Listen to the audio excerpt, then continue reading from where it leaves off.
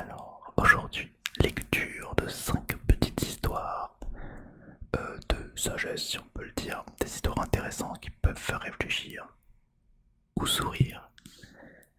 En cette période tumultueuse des JO, cette période de fête où il y a plein de bruit partout, c'est pour ça que je dis tumultueuse. C'est pas si facile d'enregistrer une vidéo, je t'avoue. Mais normalement, là, ça devrait aller. Donc j'en profite tout de suite pour lire ces histoires. J'espère qu'elles te seront utiles par quelconque moyen et que tu vas apprécier ça. 5 petites histoires, j'ai aucune idée du temps que ça va prendre. Donc, 5 petites histoires pour t'endormir. Histoire numéro 1. Chance ou malchance. Petit disclaimer d'ailleurs, j'ai trouvé ce recueil sur internet et je pense que c'est des contes qui sont connus et reconnus depuis très longtemps. Donc j'espère libre de droit. Mais bon, c'est des histoires, je vous les lis. Je pense que voilà, tout devrait être ok. Ok. C'est parti.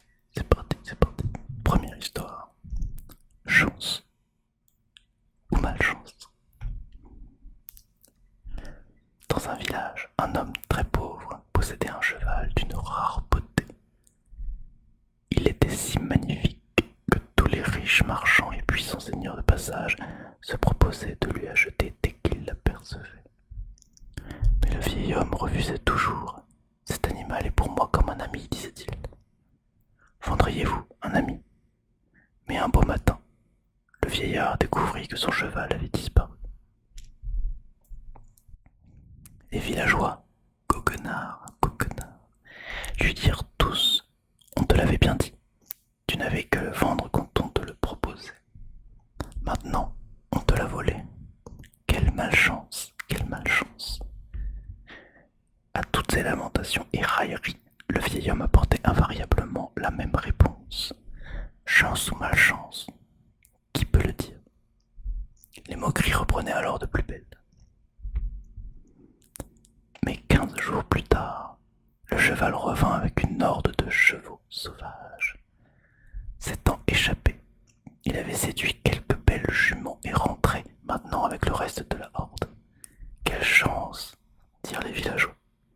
Mais le vieillard ne montrait aucun enthousiasme débordant, conservant son habituelle bonne humeur. Chance ou malchance, qui peut le dire? Ses voisins ne pouvaient s'empêcher d'y voir une ingratitude devant la bonne fortune apportée par Dieu. Le vieil homme et son fils voulurent dresser les chevaux pour les vendre ensuite aux riches du royaume. Mais quelques semaines plus tard, le fils chuta. Il chuta d'un hongre et se brisa la jambe. Selon le guérisseur du village, il en gardera pour la vie une légère claudication. Ses amis le plaignirent alors de plus belle. Quelle malchance! Quelle malchance! Sans ton fils, tu ne pourras dresser les chevaux pour les vendre. Toi qui es si pauvre. À son habitude, le vieil homme répondit alors: chance ou malchance, qui peut le dire? Seulement 3 jours après la blessure, les soldats du roi prirent position dans le village et enrôlèrent de force tous les jeunes.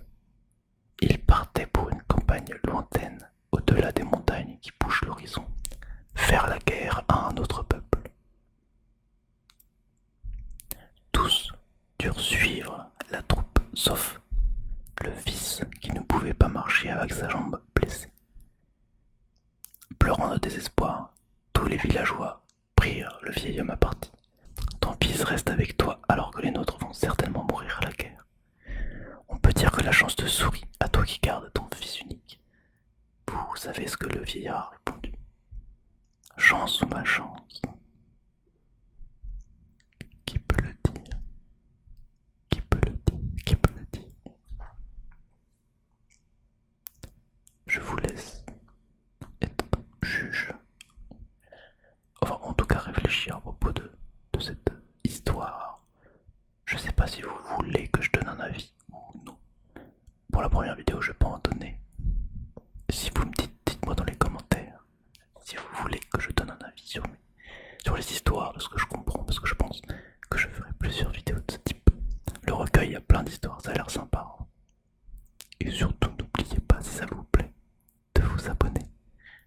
de commenter. Du coup, dites-moi si vous voulez cet avis et de liker la vidéo, ça me ferait grand plaisir, grand plaisir, grand plaisir.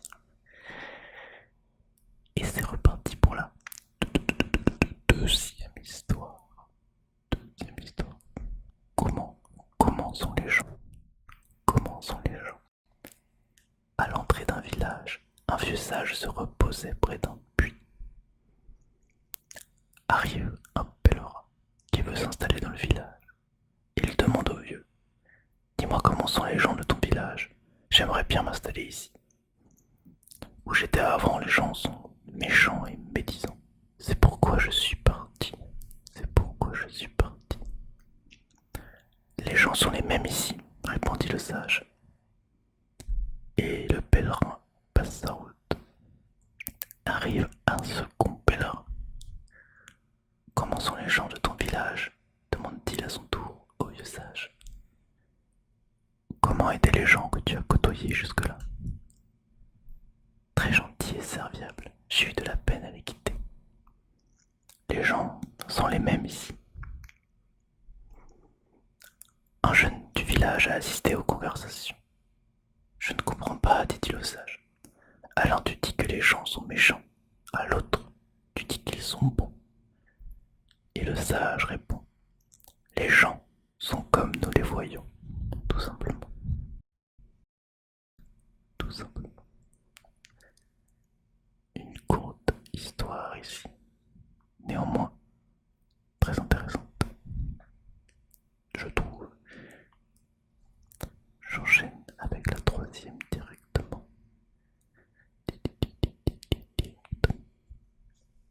Peut-être qu'un jour je les ferai en inaudible. Je ne sais pas encore le faire, mais je m'entraînerai, promis. Troisième histoire. Le faucon qui ne savait pas voler. Le roi d'un pays lointain reçut un jour de jeunes faucons en offrande qu'il remit sans tarder au fauconnier pour qu'il les dresse. Au bout de quelques mois, le roi demanda au maître fauconnier des nouvelles concernant le dressage des deux précieux oiseaux. Celui-ci l'informa qu'un des deux faucons répondait parfaitement au dressage, mais que l'autre n'avait pas bougé de la branche où il avait posé le premier jour. Le roi fit venir des guérisseurs pour qu'ils voient le faucon, mais aucun d'eux n'arriva à faire voler l'oiseau. Il confia alors la mission aux membres de la cour, mais rien de plus ne se passa. Désespéré, le roi décida de faire savoir à son peuple qu'il donnerait une superbe récompense à la personne qui arriverait à faire voler le faucon. Et dès le lendemain matin, il vit le faucon en train de voler élégamment devant les fenêtres du palais.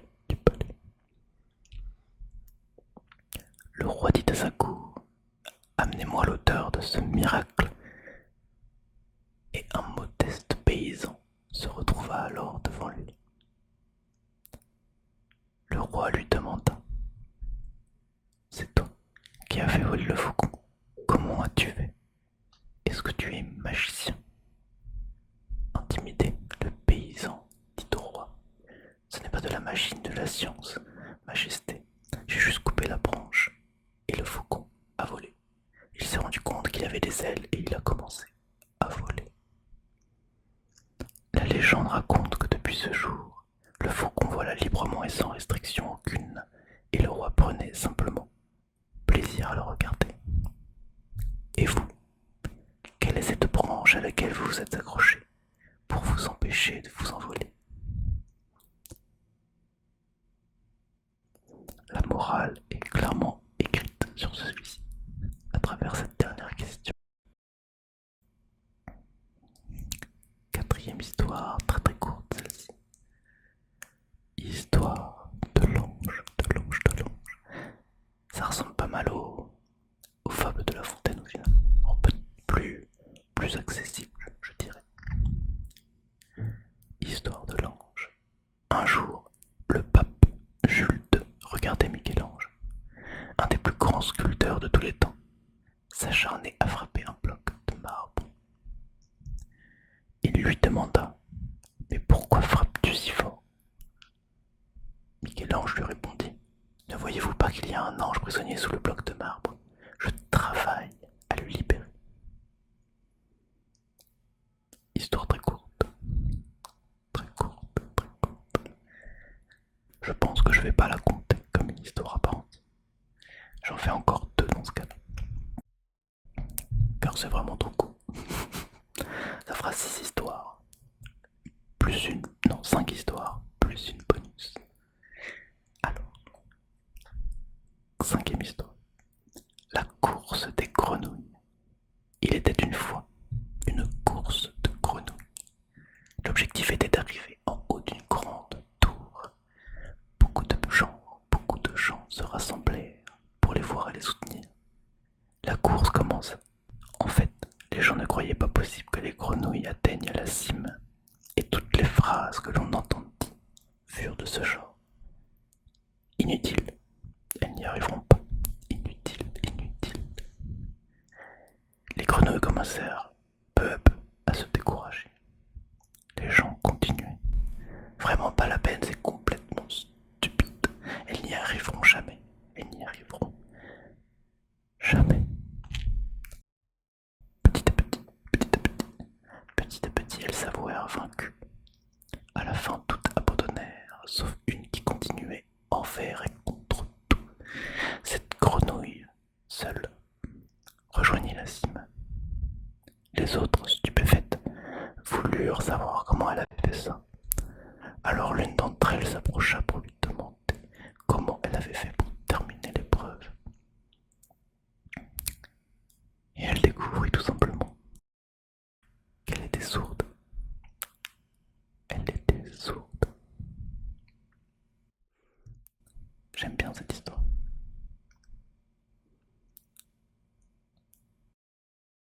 Comme quoi, il ne faut pas aller sur Twitter. Si tu vas sur Twitter, tu n'y arriveras pas. Expérience personnelle. 6e et dernière histoire. L'histoire des gros cailloux. Gros cailloux. Un jour, un vieux professeur fut engagé pour faire une intervention sur la gestion du temps à l'occasion d'un colloque international réunissant les plus brillants cerveaux d'entreprises du monde entier. Celle-ci est plutôt connue. Or, compte tenu de la richesse du nombre des intervenants, l'organisateur lui octroya seulement 15 minutes. Le vieux professeur hésita avant de répondre. Quel message délivrer en 15 minutes? Puis, après mûre réflexion, il accepta. Le jour J est arrivé. Devant plus de 100 paires d'yeux tournés vers lui, au centre de l'amphithéâtre, le vieux professeur, sans mots, commença par un regard circulaire à les regarder paisiblement et lentement, puis leur annonça: Nous allons faire une expérience. Silence d'étonnement dans la salle. Silence d'étonnement et de curiosité. De son cartable en cuir, il sortit un bocal ressemblant à un bocal de chimiste, se terminant par un goulot, puis, avec un geste lent, il y plaça à l'intérieur un par un des cailloux gros comme des balles de tennis. Quand le bocal fut rempli de cailloux, il se tourna vers sa nombreuse assistance et demanda: Le bocal est-il plein? Tous répondirent sans hésitation: Oui. Et il ajouta: Vraiment. Alors il replongea vers son cartable en cuir pour en extraire un sac de gravier qu'il versa dans le bol jusqu'à ras bord. Et il demanda à nouveau: Le bocal est-il plein? Cette fois, la brillante assemblée, ayant compris le sens de la démonstration, répondit: Probablement que non. Et il ajouta: Bien. Puis il sortit de son cartable en cuir un sac de sable qu'il vida pour remplir le bocal et demanda: Le bocal est-il plein? Non, répondirent en chœur tous les participants. Bien, dit le vieux professeur avec un brin de malice. Il saisit alors la carafe d'eau posée sur la table de la conférence, et il versa l'eau jusqu'à ras bord du goulot dans le bocal. levant les yeux sur sa brillante assemblée, il posa la question. Qu'est-ce que j'ai voulu vous démontrer à travers cette expérience? Parmi les chefs d'entreprise présents, l'un d'eux ayant fait le lien avec le thème du jour, la gestion du temps, leva la main et répondit. Oui, je crois avoir compris votre démonstration. Vous venez de nous démontrer que, même si notre emploi du temps paraît déjà très plein, nous pouvons encore essayer de le remplir, comme avec le gravier, le sable et l'eau, pour être toujours plus performant. Avec un doux regard malicieux, notre vieux professeur se contenta de dire. Ce n'est pas ce que j'ai voulu démontrer. Alors qu'est-ce que j'ai démontré?